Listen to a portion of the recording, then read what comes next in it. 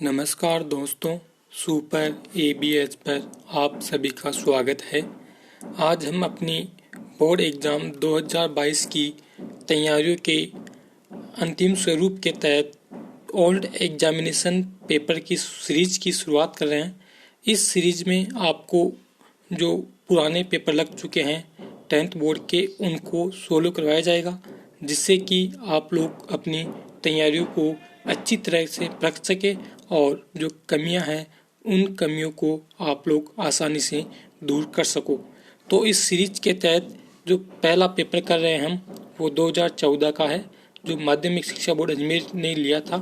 तो ये आपके लिए निर्देश हैं, इनको आप लोग पढ़ लें।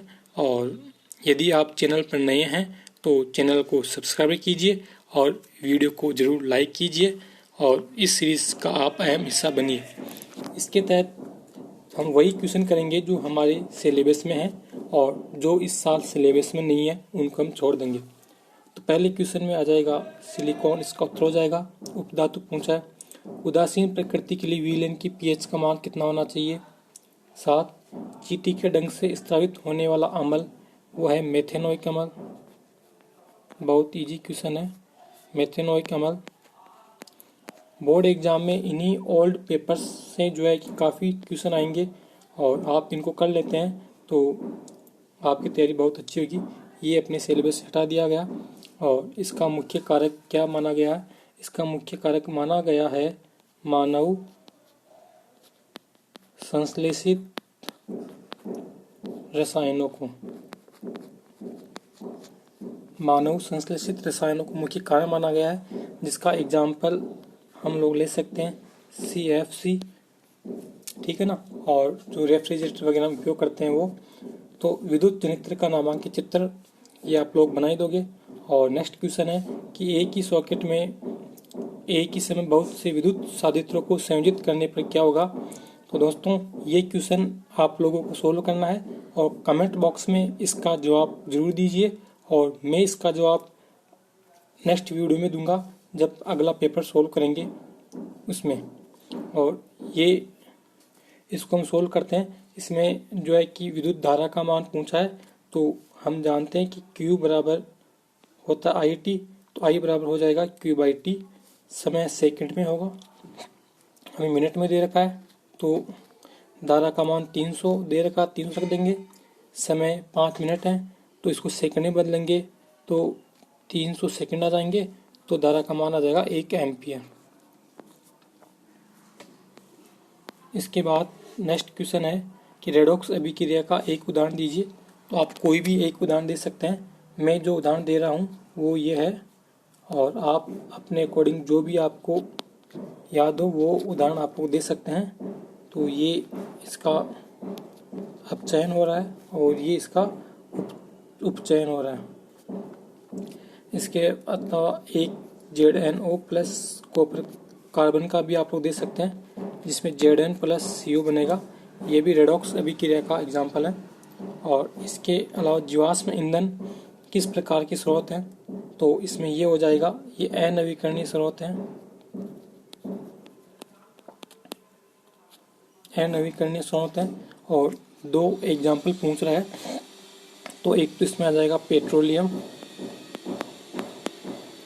और एक आ जाएगा इसमें कोयला। ये 2 इसके एग्जाम्पल हैं। नेक्स्ट क्वेश्चन है प्रकाश संश्लेषण के दौरान होने वाली 2 घटनाएं, और मैंने आपको 3 घटनाएं बताई थी टीचमेंट क्लास पर। तो एक तो क्या हो जाएगा, क्लोरोफिल क्या करेगा, सूर्य के प्रकाश को अवशोषित करेगा। और दूसरा जो प्रकाश ऊर्जा होगी उसको कौन सी ऊर्जा में चेंज किया जाएगा, रासायनिक ऊर्जा में चेंज किया जाएगा। और CO2 का क्या किया जाएगा, उपचयन किया जाएगा। इसके बाद समजात और समवर्ती अंक किसे कहते हैं, इनके उदाहरण पूछ रहा है। तो ये मैंने जो है कि आज ही आपको बताया था टीचमेंट वाली क्लास पर। तो समजात तो क्या होंगे, जिनकी उत्पत्ति तो क्या हो, उत्पत्ति क्या होगी, समान होगी, लेकिन इनकी रचना और कार्य क्या होंगे, अलग अलग होंगे। रचना और कार्य क्या होंगे, अलग अलग होंगे, ठीक है। और इसका एग्जाम्पल यदि पूछा जाए तो एग्जाम्पल में क्या लिख सकते हैं, तो इसमें लिख सकते हैं पक्षी और मानव के अग्रपाद, और ये इस एग्जाम्पल में दे सकते हैं। और समवर्ती अंग किसे कहेंगे? समवर्ती अंग उन्हें कहेंगे जिनकी कार्य तो क्या हो, समान हो। इसमें जो है कि इसके कार्य तो क्या जाएंगे, कार्य तो क्या जाएंगे, समान आ जाएंगे, समान कार्य, लेकिन रचना और उत्पत्ति वो क्या होगी, असमान होगी, यानी कि अलग अलग होगी। और इसका एग्जाम्पल हम देखेंगे चमगादड़ और पक्षी के अग्रपाद। ये जो है कि समवर्ती के एग्जाम्पल हैं और वो समजात के थे। कायिक प्रवर्धन जो है कि अपने सिलेबस में, कायिक प्रवर्धन अपने सिलेबस में है नहीं, तो इसको छोड़ देंगे। और ये भी अपने सिलेबस में नहीं है, तो इसको भी क्या कर देंगे, छोड़ देंगे। आगे देखते हैं सोडियम हाइड्रोक्साइड। तो ये वाला क्वेश्चन है, तो समीकरण पूछ रहा है, तो समीकरण में हम लिख देंगे कि सोडियम हाइड्रोक्साइड क्रिया कर रहा है जिंक के साथ। और आप लोग जानते हो कि जिंक अम्लों के साथ क्रिया कर कौन सी गैस देती है, हाइड्रोजन गैस देती है। तो हाइड्रोजन गैस निकाल दो, और अब क्या बच गया, NaZO बच गया। तो यहाँ संतुलित करने के लिए यहाँ पर 2 और लगा देंगे, Na2ZO2। ठीक है, Na2ZO2 ये 2 संतुलित करने के लिए लगा दिया है। और इसका आगे देखिए, बहुत अच्छा क्वेश्चन है, छोटे छोटे क्वेश्चन है। तो इसका आ जाएगा विरंजक चूर्ण।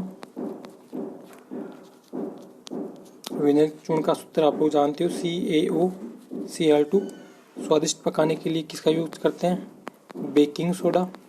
और बेकिंग सोडे का सूत्र आप लोग जानते हो, क्योंकि सूत्र भी पूछ सकता है, ठीक है नहीं, NaHCO3 सूत्र भी पूछ सकता है। जल की स्थायी कठोरता किसे दूर करते हैं, तो वो आ जाएगी धोने का सोडा। और इसका सूत्र क्या हो जाएगा, इसका हो जाएगा Na2CO3.10H2O। ठीक है ना।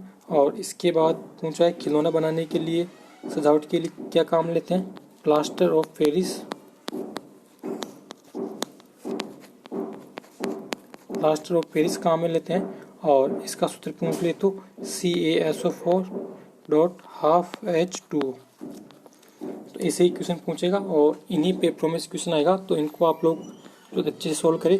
विस्थापन अभिक्रिया, विस्थापन अभिक्रिया किसे कहेंगे, विस्थापन अभिक्रिया एक तत्व अन्य यौगिक के किसी तत्व को क्या कर देगा, वहां से विस्थापित कर देगा। एक तत्व अन्य यौगिक के तत्व को क्या कर देगा, विस्थापित कर देगा। इनको पहचानना है। इसमें से कॉपर यहाँ पर आ गया, तो क्या बच गया एक ही जगह, ZnSO4। यहाँ पर NaCl आ गया, ये Na भी आ गया और Cl भी आ गया, तो क्या बच गया, BaSO4। SO4 के भी एक हूँ, B के भी एक हूँ, बस हो गया।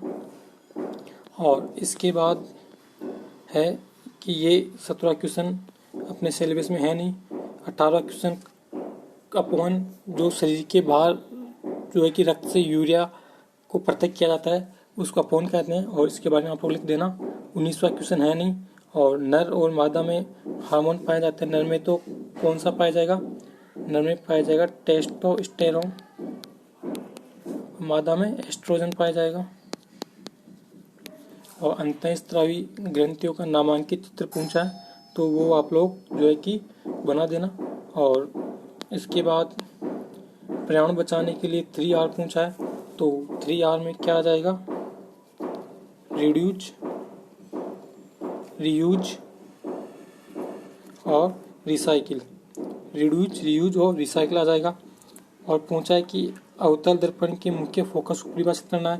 तो मुख्य फोकस क्या होता है अवतल दर्पण का, मुख्य फोकस वो होता है जहाँ पर जो है कि परावर्तित किरणें जिस बिंदु पर मिलती है उसे क्या कहते हैं, उसका मुख्य फोकस कहते हैं।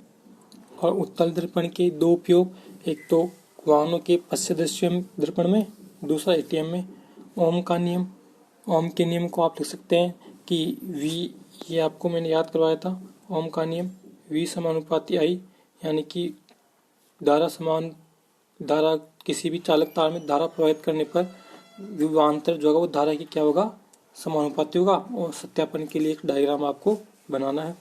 इसके बाद ये जो क्वेश्चन है इसको आप लोग कीजिए और उत्तर कमेंट बॉक्स में लिखिए और नेक्स्ट वीडियो में जो है कि मैं इसका उत्तर आप लोगों को बता दूंगा। इसके बाद जो नेक्स्ट क्वेश्चन है वर्जन और निस्तापन। वर्जन ऑक्सीजन की उपस्थिति में होगा लेकिन निस्तापन अनुपस्थिति में होगा।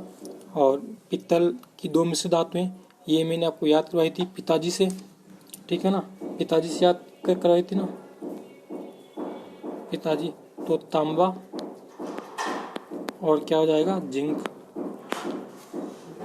इसके बाद नेक्स्ट क्वेश्चन है खाद्य श्रृंखला और इसके पायतंत्र में ऊर्जा प्रवाह को, इसका चित्र आपको बनाना है।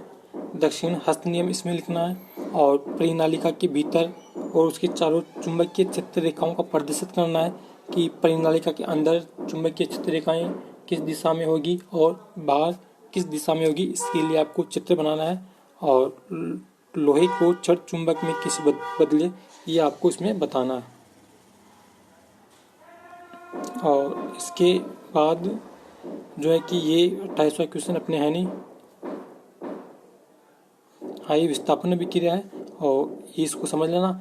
इस संकलन ये जो है कि संयोजन अभिक्रिया होगी और यहाँ पर विस्थापन अभिक्रिया कर देना।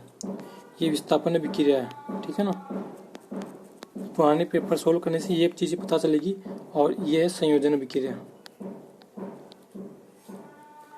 इनको आप लोगों को जो है कि लिखना है। और ये अपने है नहीं, ये भी अपने नहीं है, ये क्वेश्चन भी अपने नहीं है। और तंत्रिका कोशिका नामक चित्र जो आप लोगों को बताया था इसे बनाना है, वो आप लोग बना दोगे। और वायु श्वसन ग्लूकोज के अणु का विखंडन का जो रेखा चित्र दे रखा है वो बनेगा इसमें। और इसके साथ लेंस की क्षमता का पूछ रहा है, तो लेंस की क्षमता क्या हो जाएगी कि जो प्रकाश किरण है उनको अपसारित और अभिसारित करने की क्षमता ही कोई लेंस की क्षमता कहते हैं। और ये जैसे मान लो 2F2 और F1 है और इधर F2 और 2F वस्तु यहाँ पर होगी तो प्रतिबिंब कहाँ बनेगा, ये इसे पूछ रहा है। तो ये देखो, ये इसके दूर बनेगा, ठीक है। ऐसा आपको बनाना है। इसे ये वाला जो है कि अपने है नहीं, इसमें जो है कि अपवर्तन वाला बना देना। ये सिलेबस में है नहीं, इसको छोड़ देना। और इसी के साथ ये जो है कि आपका पेपर कंप्लीट हुआ। और आप लोग अपनी तैयारी को पढ़ के जो 2 क्वेश्चन हैं उनके जवाब ज़रूर आप कमेंट बॉक्स में दें। और नेक्स्ट जो पेपर सीरीज होगी उसमें उसके जवाब आपको बताए जाएंगे, तो वहाँ से आप ज़रूर मिलान करें और सभी दोस्तों को बताएं। और उम्मीद करता हूँ आज का सेशन आपको पसंद आया होगा। नेक्स्ट वीडियो में फिर मिलेंगे, तब तक के लिए नमस्कार, धन्यवाद।